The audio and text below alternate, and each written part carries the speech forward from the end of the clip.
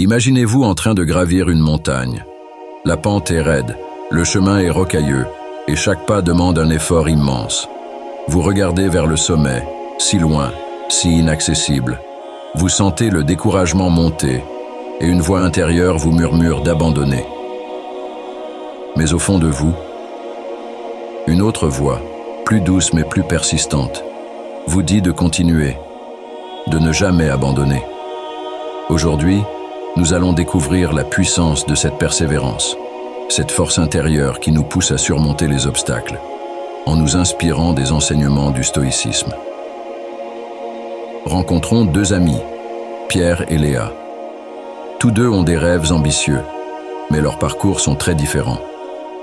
Pierre, face aux échecs, a tendance à abandonner, tandis que Léa, armée de résilience et de sagesse stoïque, continue d'avancer malgré les difficultés. Ensemble, ils nous montrent pourquoi il est essentiel de ne jamais abandonner. Pierre a toujours été passionné par l'écriture. Son rêve est de publier un roman à succès. Depuis son enfance, il s'évade dans des mondes imaginaires, créant des histoires fascinantes. Cependant, après plusieurs tentatives infructueuses de trouver un éditeur, il commence à perdre espoir. Chaque rejet est comme une pierre de plus sur le chemin déjà difficile. Un jour, après avoir reçu une énième lettre de refus, il décide d'abandonner son rêve, convaincu qu'il n'a pas ce qu'il faut pour réussir. Léa, quant à elle, est une sportive de haut niveau. Son objectif est de participer aux Jeux Olympiques. Depuis son plus jeune âge, elle s'entraîne avec une discipline de fer, enchaînant les entraînements matin et soir. Les blessures, les défaites et les entraînements épuisants sont son quotidien. Mais au lieu de se décourager, elle puise dans les enseignements stoïciens pour trouver la force de persévérer. Comme Marc Aurèle le disait, la vie n'est pas d'attendre que l'orage passe, c'est d'apprendre à danser sous la pluie. Le stoïcisme enseigne que la véritable force vient de l'intérieur. Les obstacles et les échecs ne sont pas des barrières insurmontables, mais des opportunités de croissance et de développement personnel. Sénèque nous rappelle « La difficulté montre ce que les hommes sont ». Pour les stoïciens, l'échec n'est pas un ennemi, mais un professeur. Pierre commence à comprendre cela grâce à Léa. Lors d'une conversation, Léa lui raconte comment elle a surmonté ses propres échecs en adoptant une perspective stoïque. Elle lui explique que chaque défaite sur le terrain est une occasion d'apprendre et de s'améliorer. Elle cite Épictète. « Ce n'est pas ce qui t'arrive, mais comment tu y réagis qui importe. » Pour Léa, chaque blessure est une leçon sur les limites de son corps et un rappel de la nécessité de prendre soin d'elle-même. Chaque défaite en compétition est une chance de revoir sa stratégie et de s'entraîner encore plus dur. « Ce qui ne nous tue pas nous rend plus forts », disait Nietzsche, une idée que les stoïciens auraient certainement approuvée. Pierre, inspiré par l'attitude de Léa, décide de donner une nouvelle chance à son rêve d'écriture. Il commence à voir chaque rejet, non pas comme une fin, mais comme une étape sur le chemin du succès. Il se rappelle les mots de Marc Aurèle, « La meilleure manière de se venger est de ne pas ressembler à celui qui t'a fait du tort. » Les mois passent, et Pierre continue à écrire et à soumettre son manuscrit. Il reçoit encore des lettres de refus, mais cette fois, il ne se laisse pas décourager. Il utilise chaque critique pour améliorer son travail, pour affiner son art. Un jour, il reçoit enfin une lettre d'un éditeur intéressé par son roman. Ce n'est que le début, mais c'est une victoire immense. De son côté, Léa, après des années de travail acharné, de sacrifice et de persévérance, réussit à se qualifier pour les Jeux Olympiques. Elle se souvient de chaque obstacle sur son chemin et sait que sans eux, elle n'aurait jamais atteint ce niveau. Comme Sénèque le disait, « La route est longue si on suit les préceptes, mais courte et efficace si on suit les exemples. » L'histoire de Pierre et Léa nous enseigne que la persévérance finit toujours par payer.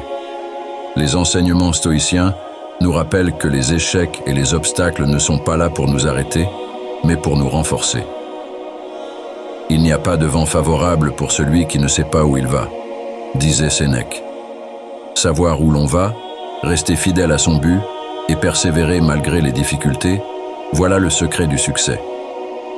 N'oubliez jamais que chaque obstacle sur votre chemin est une opportunité déguisée, que chaque échec est une leçon précieuse, que chaque défi est une chance de prouver votre résilience.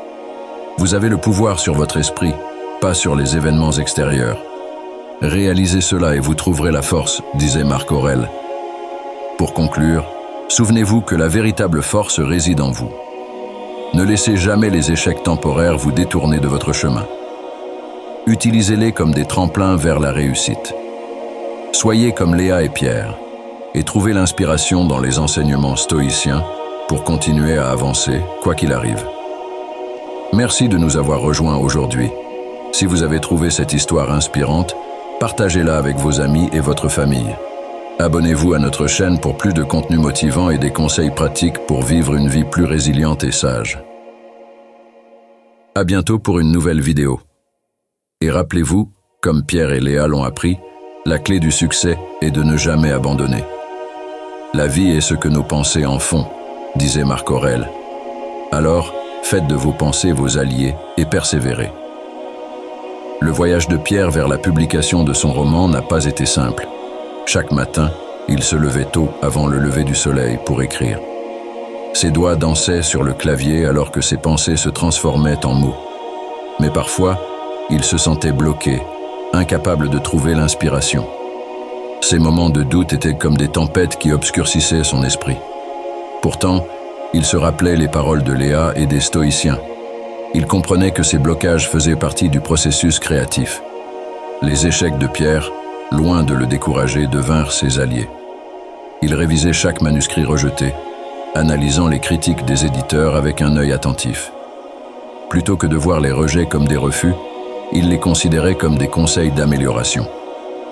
Chaque lettre de refus était une boussole, l'orientant vers la meilleure version de son travail. Il se souvenait d'une autre citation d'Épictète. « Ne demande pas que les choses arrivent comme tu le désires, mais désire qu'elles arrivent comme elles arrivent, et tu prospéreras toujours. » Pendant ce temps, Léa continuait son entraînement rigoureux. Elle se levait aux aurores, se rendait à la piste d'athlétisme et commençait son entraînement sous l'œil vigilant de son coach. Les jours de pluie, les matins glacés de l'hiver, rien ne pouvait la décourager. Chaque course, chaque saut, chaque lancer était une occasion de se surpasser. Mais parfois, son corps la trahissait. Une douleur aiguë dans la cheville, une tension dans le dos. Elle prenait alors le temps de se soigner, d'écouter son corps, de se rétablir. Les enseignements stoïciens l'aidaient à rester patiente et résiliente. Sénèque disait « Les souffrances humaines font partie de l'éducation que nous offre la vie. » Les progrès de Léa n'étaient pas toujours linéaires. Il y avait des jours où elle battait ses records personnels et d'autres où elle se sentait régresser. Mais elle savait que chaque petit pas comptait. L'important n'était pas la rapidité de son avancée, mais la constance de son effort. Elle se souvenait toujours de la philosophie stoïque, l'obstacle et le chemin. Ce que les autres voyaient comme des échecs, elle les voyait comme des étapes nécessaires vers la réussite. Pierre et Léa se retrouvaient souvent pour discuter de leurs progrès et de leurs difficultés. Ces moments de partage étaient essentiels pour leur morale. Ils se soutenaient mutuellement, partageaient des conseils et des encouragements. Léa rappelait souvent à Pierre que chaque écrivain célèbre avait connu des échecs avant de réussir. Pierre, de son côté, admirait la détermination de Léa et s'en inspirait pour continuer à avancer. Un jour, Pierre reçut une lettre différente des autres. Un éditeur non seulement intéressé par son roman, mais aussi enthousiasmé par son potentiel. Cette validation extérieure venait confirmer ce qu'il avait toujours ressenti au fond de lui. Il avait quelque chose de précieux à offrir au monde. C'était le début d'une nouvelle aventure. Mais il savait que le travail ne faisait que commencer. Éditer un livre, le promouvoir, toucher les lecteurs, tout cela demandait autant de persévérance que d'écrire. Léa, quant à elle, après des années de préparation, participa enfin aux Jeux Olympiques. Le stade rempli de spectateurs du monde entier résonnait de l'énergie et de l'excitation. Léa ressentait un mélange de nervosité et de fierté. Chaque course, chaque compétition était l'aboutissement de tout son travail acharné. Elle se souvenait des paroles de Marc Aurèle. « Ne laisse pas le bruit des opinions des autres étouffer ta propre voix intérieure. » Dans ces moments de tension extrême, Elle trouvait la force de rester concentrée et sereine. Les résultats furent à la hauteur de ses efforts. Léa gagna plusieurs médailles et devint une source d'inspiration pour des milliers de jeunes athlètes. Mais elle ne considérait pas ces médailles comme des fins en soi. Pour elle, le véritable succès résidait dans le chemin parcouru, les obstacles surmontés, la persévérance démontrée. Elle continuait à s'entraîner, à se fixer de nouveaux objectifs, à inspirer les autres par son exemple. Pierre et Léa avaient tous deux réalisé leurs rêves, mais ils savaient que le voyage était loin d'être terminé. Chacun continuait à avancer, à apprendre, à grandir. Ils avaient intégré les enseignements stoïciens dans leur quotidien, trouvant la force et la sérénité nécessaires pour affronter les défis de la vie. Ils comprenaient maintenant que la clé du succès n'était pas d'éviter les échecs, mais de les embrasser comme des opportunités de croissance.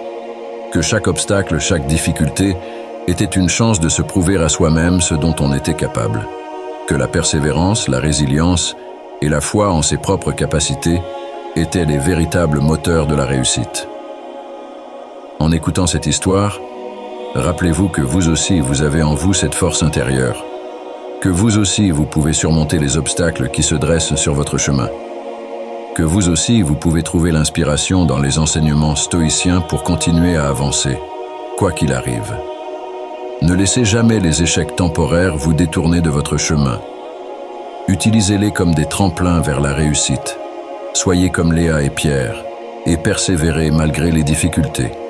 Comme le disait Marc Aurèle, la vie est ce que nos pensées en font. Alors, faites de vos pensées vos alliés et persévérez. Merci de nous avoir rejoints aujourd'hui. Si vous avez trouvé cette histoire inspirante, partagez-la avec vos amis et votre famille. Abonnez-vous à notre chaîne pour plus de contenu motivant et des conseils pratiques pour vivre une vie plus résiliente et sage. À bientôt pour une nouvelle vidéo. Et rappelez-vous, comme Pierre et Léa l'ont appris, la clé du succès est de ne jamais abandonner.